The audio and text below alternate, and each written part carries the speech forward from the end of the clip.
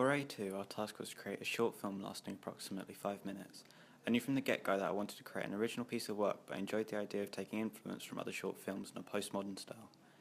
This is where secondary research into 10 short films became handy. Researching these 10 shorts allowed me to see how professional filmmakers had compacted a narrative into a short space of time, left morals to their stories, and varied the amount of filming styles. The best example of this is the first film I researched, About a Girl. This incorporated a documentary style of filming where the character talked directly to the camera. I thoroughly enjoyed this styling, and as such I used this idea within my own short. Similarly, About a Girl introduced me to the social realism genre that focused on real-world issues rather than avoiding them like in many mainstream films. This inspired me to develop the idea and focus on an issue that was not often publicised by the media, but was still an issue in our modern-day society, leading me to the idea of social media obsession and depression. Further research into this showed that more and more teenagers suffer from this issue and is becoming a classified mental disorder. As this was not often talked about in the media, I decided to try and make the disorder more well known and respected in the hope that the public are aware of its effects on teenagers and adolescents. As a convention of social realism is to explore wider social issues through emotional individual stories, I felt that by having one actor allowed the audience to become emotionally attached and for greater focus to be placed on the quality of acting and portrayal of mental illness, which I felt was achieved through my actress. This shows the effect that just one of my short films had on influence my own creation, and so you can imagine how helpful researching 9 others were. Other examples of how I use media products to influence my own work include A Social Life, which gave me the idea for social media depression, Donkey, for giving me the idea of monologuing over shots, and Next Floor, for having symbolic actions and events throughout the film. However, I did not just use researched films to copy conventions used in other shorts, I also developed many shown. For example, Smoke showed a female character in a lesbian relationship who was suffering from domestic abuse. The film started with her already being in an abusive relationship and ended with her leaving her partner. Although I liked the idea of focusing on a social realist aspect that was not mainstream, I wanted the audience to see how the issue became established. This led to me developing the narrative style into one that showed the audience the issue evolving over time from the establishment to the climax. However, I altered the style of Smoke by not having the problem solved, instead leaving it on a cliffhanger to show how mental issues can not always be easily fixed and are extremely complex. Research into real media products did not just give me ideas of conventions that I could follow, but also ones that could be challenged and gone against. For example, both Real Gone and Black Hole used dark humour to address the serious world issues of suicide and greed. Although dark humour may have a wider audience appeal than a psychological thriller, I knew from the start that I wanted to focus on an issue in the format of a serious short film without the inclusion of humour. I felt that combining humour with a sensitive issue like mental health was risky, and I did not want to upset my audience members. This led to me challenging the convention of dark humour. By not following the ideas shown by these 2 shorts, researching them was still helpful, as it led to me creating my own idea and influenced my styling of film, psychological thriller. Real media products not only influenced my main product, but also my 2 ancillary tasks. For example, the social realist genre seen in A Social Life, About a Girl and Smoke influenced my poster design, as I wanted to follow the dark nature of these films, as can be seen with my choice of poster layout, lack of colour, and destroying of images with cracks. Similarly, online review sites helped me in the creation of my site, Honest Film Reviews. The register and method of addressing the readers was influenced by The Guardian film reviews, which target a similar audience age bracket to my film. In total, the effect of looking at real media products led to a deeper understanding of forms and conventions found in films, posters, and review pages. Developing a deeper understanding allowed me to use, develop, and challenge traditional media effects and produce my own creative conventions, which I felt led to a higher quality of film and ancillary products.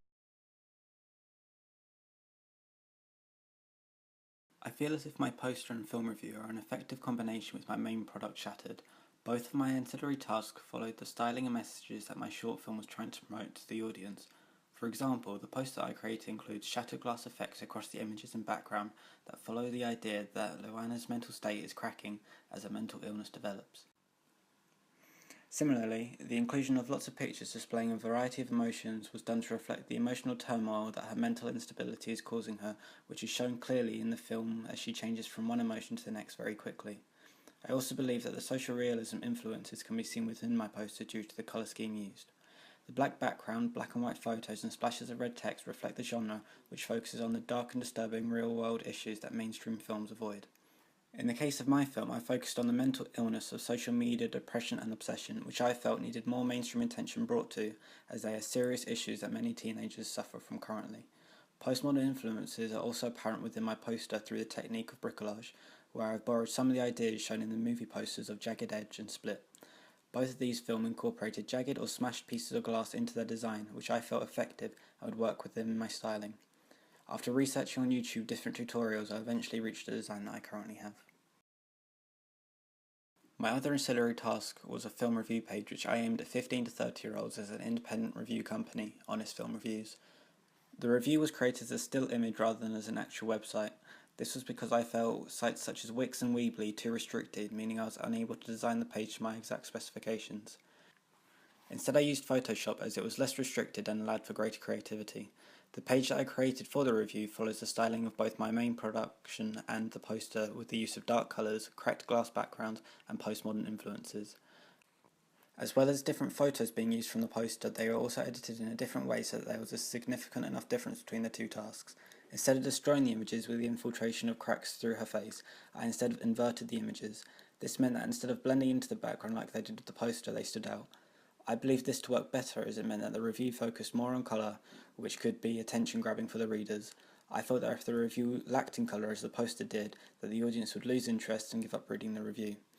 When it came to writing the review, I tried to stay as unbiased as possible and write it for the film as it is, including both what worked well and its flaws. I feel as if the pluralist side of the media effects debate has played a big influence throughout my main project and ancillary tasks, and I feel I have followed the ideology through the use of cracks from which audience members can create their own thoughts on for what they stand for. I feel their inclusion throughout all of my products are mysterious, from which audience members may ingest the idea that her world is falling to pieces, the idea from her mental stability is breaking down, or even come up with their own thoughts. Audience feedback played a big part in the development, creation and evaluation of my main product. During the preliminary stage, I created an online survey on SurveyMonkey that pitched 4 initial ideas to the audience and asked them what their favourite was, what they would change, and if there's anything specific that they would like to see from my short film. This then meant that my 4 initial ideas were broken down into one developed idea that took the best parts from each initial concept. A link to the survey was posted on my Facebook as I felt that my target audience of teenagers and young adults would be most likely to see it. However, as it was an open survey, anyone was able to find it and take it. I quite like this idea though, as it meant that I would be collecting data from a random sample of mixed age groups and backgrounds. For my SurveyMonkey questionnaire, I learned that my social media short was the most preferred idea, and as such, I developed it. Similarly, the results showed that over 80% of those who took the survey would like to see a short film that focused on mental illness, as it was not highlighted enough as an issue in modern day texts. Finally, in an open-ended questionnaire which asked for specific ideas that they would like to see within my film, my audience played a big part and gave me 2 ideas that can clearly be seen in my film: a female lead and having the main character trapped within the phone at the end. An online survey was not the only audience feedback that I collected. As I had no way of truly knowing who was taking my questionnaire and if they were within my target audience age group, I created a paper-based questionnaire that I could specifically give to people of my target age bracket. This collected further audience feedback such as favourite genre of film, whether to include a moral or not, and if the film should be conventional or unconventional. Although this feedback influenced my film far less as less responses were collected, it was still helpful and allowed for me to have a deeper knowledge of what my audience was looking for in a short film. The final audience feedback that influenced the planning of my film was video interviews with some of my classmates, asking them questions on what they thought of my final narrative and if anything could be changed. Having other media students review my film idea was a big help, as they knew what would work within a film well and what would not better than most. Their responses were very helpful and played a big part in finalising small aspects of my film. As I had taken media studies at GCSE and AS, I had already built up a good knowledge of media technologies over the past 3 years. At GCSE, I used iMovie to edit my film, which was developed into Final Cut Pro 10 at AS. As I had used this software confidently by the end of last year, I decided to continue using it again this year when it came to editing Shattered. Although the same software was used in the construction of my main product, I used Final Cut Pro 10 to a greater level of depth this year, using a wider range of techniques.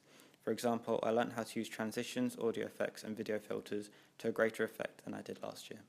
Evidence of this can be seen in my opening credits, where the different filters were used to create the effect of Luana's world shattering as she becomes more disjointed from reality. The echo audio effect was extremely useful in creating a sense of confusion with the monologue during my film.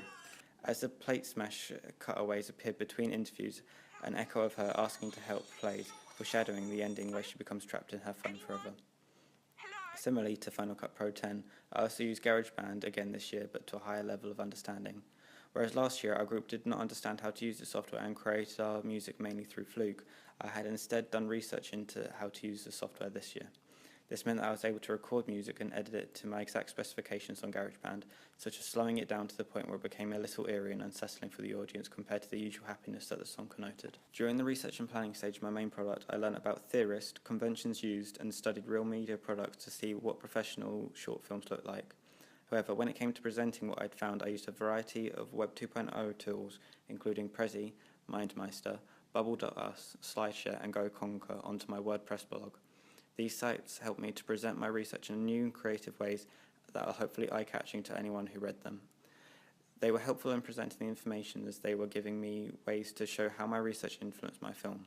For example, Prezi was used to display my film research, SlideShare was used to present my visual influences, and GoConquer to show the theorists that underpin my film. WordPress was the blogging site that I used last year. However, I became a big fan of the site and felt it was a good method of presenting my journey from research to planning to construction to evaluation. A final new piece of software that I used this year in the creation of my products was Photoshop CS6. Having never used Photoshop before, I was worried that I would not be able to create a poster of high quality, but I was wrong. With the help of online Photoshop tutorials, I was able to create a poster which demonstrated my skills and reflected my film perfectly. As I became so fond of this software, I decided to use it again in the creation of my film review. Rather than create it on websites such as Wix and Weebly, I used Photoshop to create a still image review which looked like it had been taken as a screenshot from a website. Again, Photoshop proved to be able to create professional pieces of work without much need of prior knowledge. Finally, when it came to my evaluation, I decided to use a green screen to help add a level of complexity to my presentation. Having barely used a green screen confidently before, I was unsure how well it would work, but I was happy with how it looked. The green screen was created by recording myself in front of a camera with blue paper behind me. I had ensured that it was lit evenly from all sides as to not interfere with the chroma key, which removed the blue colour behind me.